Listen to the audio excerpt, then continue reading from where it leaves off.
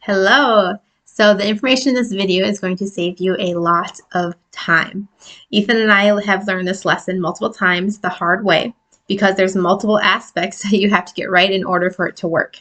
So this video is going to keep you from planting your plants, watering them, nurturing them, watching them grow in your house, having them look really healthy, and then on that plant date, you move them to the garden and they die. It's going to save you lots of time because that scenario is not going to happen. So let's talk about a growing rack and what you need in the growing rack.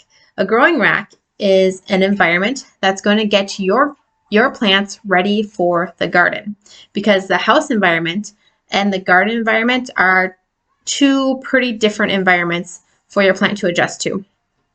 So in the growing rack, we have our lighting. Now, the typical mistake that people make is when starting gardening is they plant all their seeds and they take their little tray of seeds and put them in the window. And if their sun isn't strong enough, like if it's not a southern exposure window with a lot of sun throughout the day, plants typically start to stretch for sunlight because they need a little bit more sunlight to thrive.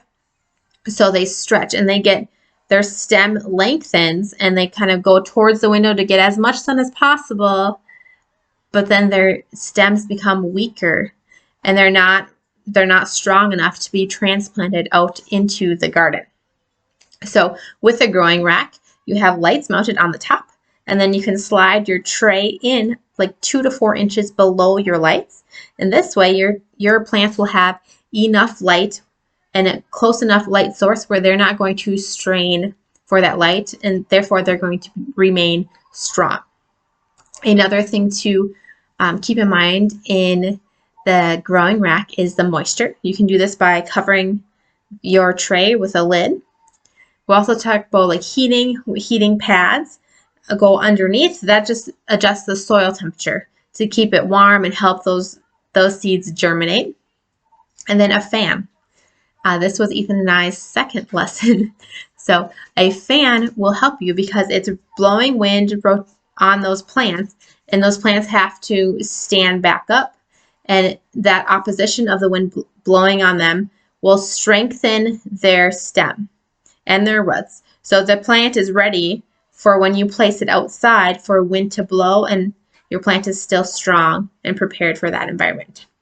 So there's also ways in your growing rack that you can make it like an optimal growing condition, like keeping the heat in at the desired temperature that you want, so your plants will grow and thrive and be ready and big enough to go outside.